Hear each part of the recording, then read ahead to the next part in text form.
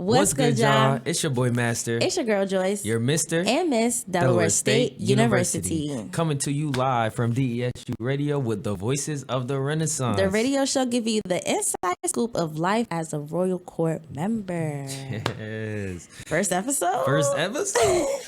Listen, y'all, this is extremely crazy. This is something that we've been trying to get done since we've been Mr. and Miss Junior. So to sit here and be doing it right now is absolutely a blessing. Crazy. Literally a humble blessing. But let's take it back. Let's tell them how we started. How did we even get into student leadership, period? So you want to go ahead? I guess. I'll start. Okay. So I think for me, my first step into student leadership was becoming an RA.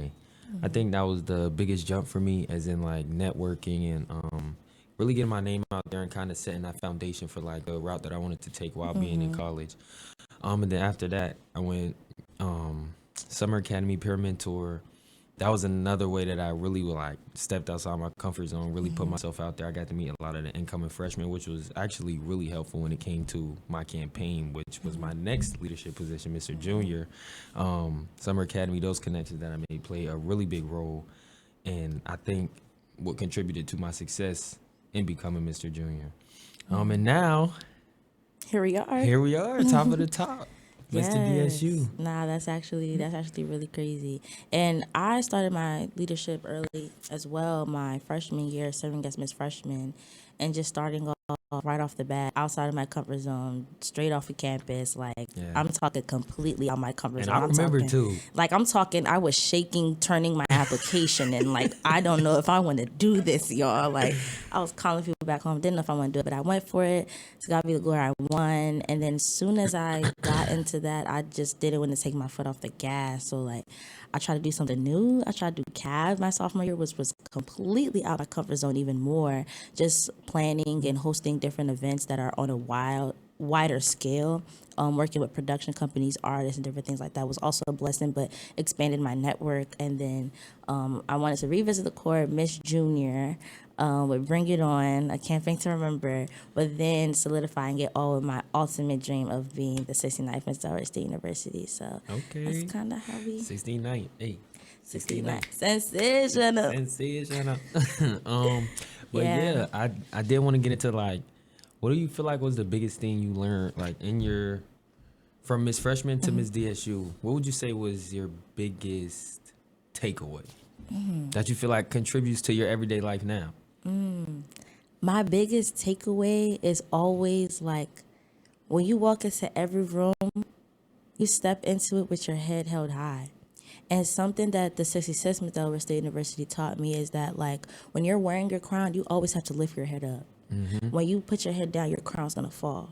And you got to think about that outside of you wearing a physical crown, but just how you present yourself, how you present your confidence, how you present your name when you're saying your name. The whole I am Joyce Kasiyama, I learned that from the 66th Miss Delaware State University, and she was a really great mentor to me into teaching me everything I knew as I was Miss Freshman, and I carry that as a 69th Miss Delaware State University. I carry that for my queens to make sure they're presenting themselves well, they're executing well. But even outside of all of that, how you present yourself in any professional setting, period. You're supposed to pop it. You're supposed, you're Always. that girl. You're supposed to literally present yourself as such and have that same confidence in every role that you're in your day-to-day life. Yeah, facts. I definitely agree, and I've definitely saw your growth, but I feel like you forgot to mention one of your accomplishments, though. I didn't hear Miss Congo. I'm not hearing it. How could I forget? How could you forget? I'm talking about my DSU journey, but I can never, ever, ever forget Miss Congo USA. Definitely being a pipeline into pageantry, period. I think performing and having the opportunity to be a part of a national organization, an international organization, serving as the youngest queen to serve and represent the second largest country in Africa was definitely a great inspiration to myself that I could fulfill all of my dreams. And it was just so full circle, and I'm so blessed to represent. That's what's up. Yes. I would say me personally, my biggest takeaway, like I was mentioning before, is really to lead from the front. I think since I've stepped into leadership, there's always been someone in front of me that had a little bit more experience to really like show me the ropes to guide me day to day. Yeah. RA, you have your SRA, Summer Academy Peer Mentor. There's always your leads, Mr. Junior. There's Mr. and Miss DSU. There's Mr. and Miss Senior. I think the biggest change in my leadership style, like I said, is leading from the front because as Mr. DSU, there's no one to look to. Like it's falling on us. It is. You know what I mean? It's all in our hands. Always, literally. So that's been my biggest takeaway. Making sure that like I'm confident in how I lead, and when I lead, understanding that it's okay to be stern. You know, sometimes you have to be stern in order to get things done, and making sure we can move on, you know, as smooth as we possibly can. Yeah. So let's take it back for a second. Who were we as like Mr. and Miss Junior? And then who are we now as Mr. and Miss DSU? Who are we as Mr. and Miss Junior? We was figuring out the roles. As I roles. can, we was them. I'm not gonna lie. Junior year was amazing. Like junior year, junior was amazing. From Junior Justice Week to everything. I'm not even gonna lie. I think I don't even think people truly understand this. Like to be sitting in this position with you, it's really special for me because like you were literally the first person who I ever even like told. You know what I mean? Yeah. Like it was official. Like I literally saw you as I was dropping off my application. I'm like, wow. And then like a lot of people don't know this, but Joyce had me in boot camp, y'all. Joyce had me in boot camp. I said, yo, I want to run for Mr. Junior. She said, I'm running for Miss. She called me to the BOA. She had me waving, walking, saying intros, crazy. And I was sitting there like, yo, I'm not going to be able to do this. Nah, humble beginnings. Very humble beginnings. I'm not even going to hold you. It was crazy. I'll never forget the time. She was like, and when we win, this the song we're going to walk to. She just started playing it. Y'all, we walked to that song. I love that lights. I love that lights. Yeah, that is so legendary. Like, oh my goodness, yeah. It's really important to speak things into existence, but it's really important to speak things into existence. But it truly is. It really, really, really, really is. I feel like we grew a lot. I feel like a lot of the lessons that we learned as Mr. and Miss Junior, we try to apply it in our reign now.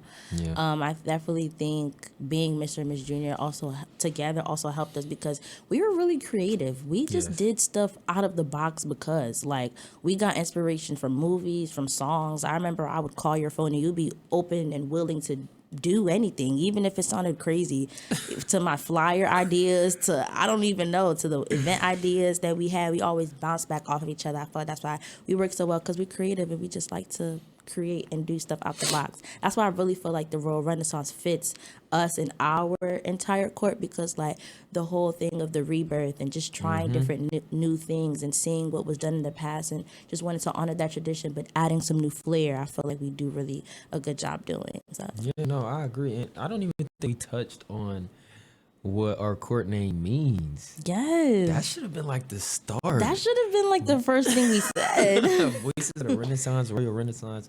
Like my queen was saying, really just honoring what was done before, figuring out ways to revamp and reinvent it so that moving forward we can continue to innovate leadership here at DSU and just show people that it's okay to be different, do things outside of the box, outside of your comfort zone, and that the only way to grow is to step outside of your comfort the box zone that you've so comfortably grown in. Yes. You know what I mean? Yeah. So and that uncomfortable feeling that you have, that means growth. So like if you're doing something new and it feels uncomfortable, it's correct. Exactly. That means you're growing. That means something is changing. That means you're elevating. You're doing something good for yourself. So it's a great thing when you get that feeling.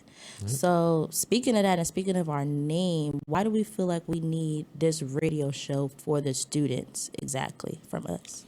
Me personally, I would say this radio show is really important. I think when it comes to the position of Mr. and Ms. DSU, you see them always so like elegantly dressed and making appearances and doing these kind of uppity type of things. And I think people oftentimes forget that we're still human. You know what I mean? And I really think this would be a great opportunity for like people to see our personality, see that we're still personal, we're still human. We like to laugh, we like to joke. You know what I mean? We're not perfect. We make mistakes. We stumble over our words. Prime example, you know what I mean? Like, I think it's just really important for people to continue to see us as like human beings and people that they can talk to and come up and be like, oh, I saw this on your podcast, and we laugh and we joke about it. I think my biggest problem with student leadership sometimes when I was growing up since my freshman year is sometimes you feel like people in student leadership are a little put away or like off to the side or like you can't communicate with them or talk to them. And I don't want that for our core or for like our reign. I want us to be as open as possible. I want people to come to us and feel okay with being vulnerable and, just taking that extra step to build that bonding connection with us. And I feel like that starts with them seeing us in a different type of light to where they feel like they can take that initial step. Yeah, and it's really just about having those real conversations. And we have those real conversations with people outside of this day to day. Now we can bring it to a radio show and have real conversations where everybody can see it at any time. And I feel like it's just to make us approachable overall. I feel like with student leadership, as a freshman coming in, I thought that like student leaders were just so uppity or like just so like up there and like you probably can't talk to them or they're probably not as approachable. Nah, man, we all cool. We all fam. Cool. We all fam. So it's just like just making it approachable at the end of the day and knowing that you guys can get the inside scoop of what it is to be on the road court. If you're interested in joining, watch our show, listen to our testimonies, text us our on stories, Instagram. text us on Instagram. Well, let's hit it. Let's chat. You know what I'm saying? So yeah. So if a student is listening right now, what's one thing we want them to take away like overall from our episode today? This episode, you go. Okay. If it's one thing I want you all to take away, just know that where you started isn't. Let me see. I think my biggest takeaway is to just remember that you can do anything you set your mind to. We talked a lot about how we started and what we did to get our foot in the door and things like that. So just remember that where you start, you can always envision your outcome from your start. I remember being Miss Freshman and envisioning and putting myself and speaking into existence and writing on my vision board that this is something I want to do. And everything I said I wanted to do, I just checked it off my list and I made sure and I was determined to do it. So just make sure you're staying determined. Make sure you have that perseverance and that spirit to continue to put your foot on the gas and never let up. Yeah. Okay. Never let up. Exactly. Yo, hashtag never let up. Hashtag, yeah. Put that in the comments. I would say for me that nothing is too far-fetched. I think that like my freshman year, like you said, you've been in like I've been seeing you. So like there's so many things that like I have seen you do and other people that was on previous courts. And as a freshman, I just used to be like, I could absolutely never in my life do nothing like that. And I just swore up and down as a freshman that like I would never get into leadership, nothing would happen, even going into my sophomore year. But it was actually crazy because it's like I say that, but during my tour, I was like, well, I'm going to run for Mr. Freshman. And then I just missed everything, so I couldn't do it. And I think that kind of like just derailed me a little bit. I was like, I couldn't do that anyway. Like, I'm happy I missed it because it was just a lot that I was seeing. But I digress from that. But yeah, nothing is too far-fetched. I'm sorry, I'm rambling. You could really, whatever you put your mind to is what you can accomplish. And it's crazy because I remember telling a component of mine before I got into leadership, like, I don't know how you do it. I would never be able to sit in your shoes. I would never be able to campaign or run for Mr. Junior, Mr. DSU. Like, I just thought it was way too far-fetched. And here I am now, loving it, enjoying it. It's my life. I couldn't see it no other way. Yes. So nothing is too far-fetched. Never count yourself out. Never think that you can't do whatever you put your mind to because you can. So if there's one thing I could teach y'all through this podcast, that's what I want it to be. Yes. Bonus question, though. Looking back, did you ever find an opportunity or did you ever limit yourself and not go for something that you wish you probably would have gone for? Looking back? Looking back, I'm trying to think. Because I can go first. Yes, you go first. I high-key wanted to be a cheerleader. Like I high-key like there was a point in my life where I was like, oh, I probably want to try out for like the cheer team or like I wanted to try out for the elegance, like I wanted to be a majorette, like I wanted to do those type of things as well. But I think it just never really I feel like definitely the time and like my dedication to student leadership had to like outweigh those type of options as well. But yeah, looking back, I feel like as a person like in high school and things like that, like I was an athlete, like I did cheer, I did like soccer manager, like different things like that, and then coming into like student leadership like was a completely different switch for me. So I would say like that is something that I did that was like different. Okay, I would say, and you actually just made me remember what I would say. Something I want want to do that I did. I wanted to be on 1E so bad at a point in time. I really don't know why. We had an event. We had an event. We used to have the conversation. I thought like they was cool, bro. Like I wanted to do the jazz. They are Who they cool. want to be? Yeah. 1E, 1E, 1E, NT, NT, NT, IT, Y. Ooh, one entity. Shout out 1E. Yeah, family, shout out bro. 1E, man. Yeah. I really appreciate 1E. They was always so open to collabing and helping out. But yes, I did want to join 1E. I thought it was pretty cool. But it's just not for me. You know, Yeah. we had the event, Yeah. and I tried to do my ones and my twos, and I recognized I'm gonna stick to, you know, Installation. taking my picture. Nah, it's okay. Just a question off the Stick record. to what I know. Yeah. How do you feel about today's episode?